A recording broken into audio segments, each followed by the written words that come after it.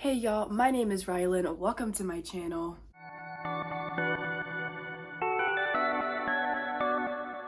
I sound a little bit sick because I am sick, but happy Halloween. I am wearing my spooky vibes shirt as I'm filming this video.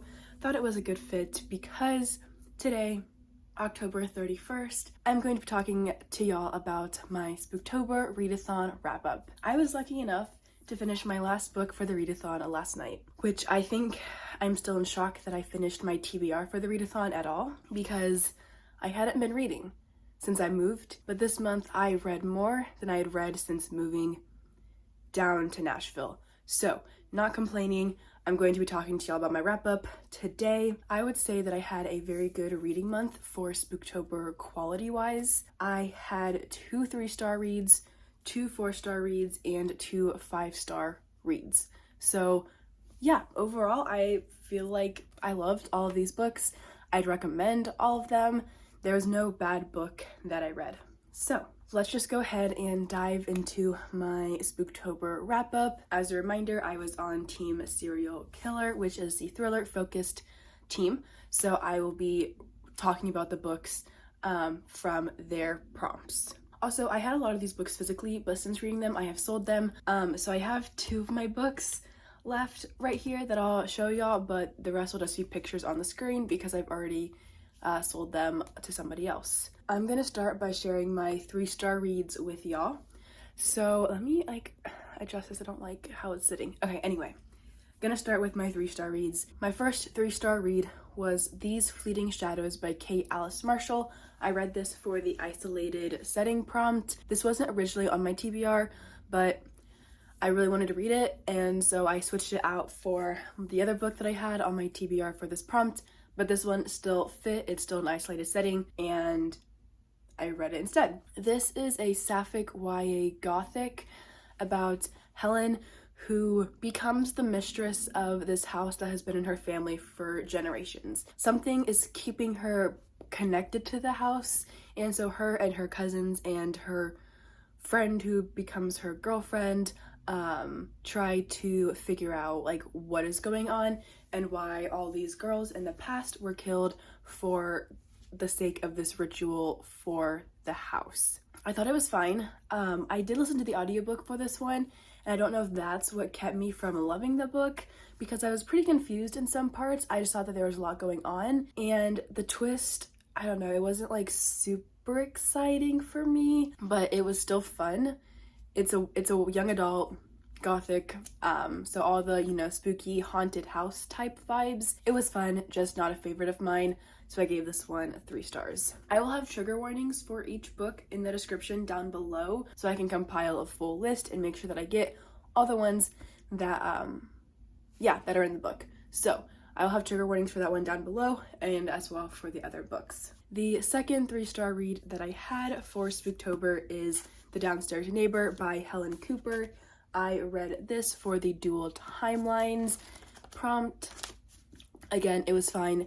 This is about, Emma, who lives below this family whose daughter goes missing, and then there's another family who lives either in the same building or next door, and the police think that the guy who lives there is involved with the daughter's disappearance. There's blackmail, there's secret siblings, all that jazz, and it was fine. The twist was very unappealing to me personally. It wasn't as exciting as I thought it could end up being, so I gave this book 3 stars. My first 4-star read was The Liar's Girl by Catherine Ryan Howard. I enjoyed this book way more than I enjoyed the author's other book that I read, which was 56 Days, the COVID thriller. This one was so much fun. It's not a new favorite of mine, so I gave it 4 stars rather than 5, but it was really good. This is about Allison, who fell in love with a guy who was supposedly a serial killer. He was put into a psychiatric hospital. Turns out he might not have committed those murders all those years ago, and she decides, kind of against her will, that she wants to help figure out the truth, and so her and the police work together to find out what really happened. Like I mentioned, a really fun one. I enjoyed this immensely, and I gave it 4 stars. Oh, also I read this for the stalker trope prompt. I don't know if I said that or not. The other 4-star read that I had, which I read for the copycat murder prompt, was One of Us is Next by Karen M. McManus. Does this one technically fit the prompt? But it has the same idea of copycat, considering like what happened in the first book. So I'm counting it. Again, I'm not super picky about these prompts as the host, so I'm letting it work. I gave this book 4 stars. I already said that. This is the sequel to One of Us is Lying, and I read that book back in 2020 and loved it. It took me a little bit to get back into the atmosphere of this world because it had been so long and I didn't quite remember everything that had happened from the first book and all the characters, but it was kind of fun to follow one of the siblings from the first book as well as some new characters who were all caught in this web of lies and secrets and murder. It was a great time. And then finally, for my 2 5-star reads, just spectacular thrillers. The first one that I read for the poll pick prompt was Jar of Hearts by Jennifer Hillier. It's actually in that package back there. I'm about to go to the post office later today. Yeah, loved this book. This book is about a woman named Gio who goes to prison for 5 years for helping her ex-boyfriend chop up the body of her best friend. And she gets out of prison and new murders start. So she's trying to figure out who is behind the murders. Secrets are revealed. The police who is like working closely on the case is one of her ex-best friends from high school. Sparks fly. There's so much that goes on. This is a very gritty thriller, I would say. Parts of it were very hard for me to read. I will have the trigger warnings for this one especially down below because it's a tough book, but it was a really good, it left me on my toes. I was freaking out. I had the audiobook for it and that was spectacular, and I'm obsessed with this book. 5 stars. This is my second 5-star read from Jennifer Hillier, and I'm not complaining. The final book, no, that's not true. There's 2 more books. The second to last book that I read for Spooktober for the unreliable narrator prompt is Verity by Colleen Hoover. This was a reread for me. I read this purely to get to the bonus chapter. I didn't want to read the bonus chapter without rereading everything else because I was afraid, sorry, my voice sounds awful and it hurts. I was afraid that I wouldn't quite remember the context of everything, so I reread the whole book on audio. It was fabulous, and then read the bonus chapter. This is still a 5-star book for me.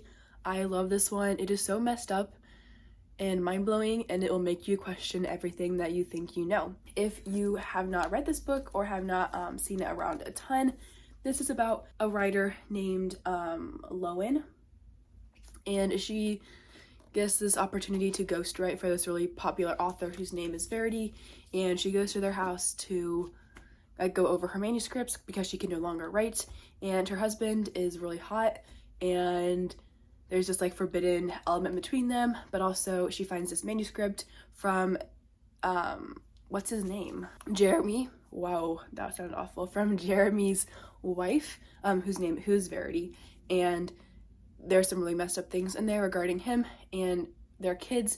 2 of them have died, and there's just a lot to like uncover, and Lowen gets really trapped in this like,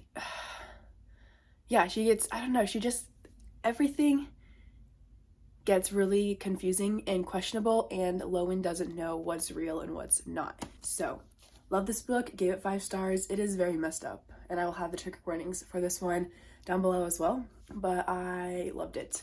And the final book that I read and gave 5 stars is one of the team books for Team Serial Killer, which was They Never Learn by Lane Fargo. This is about a female serial killer who's a professor at a college campus. She has been murdering men who are rapists, abusers, all that for years now. Her next victim, she wants to be the dean of her program, the interim dean of the English program where she teaches, and it's just a fun time.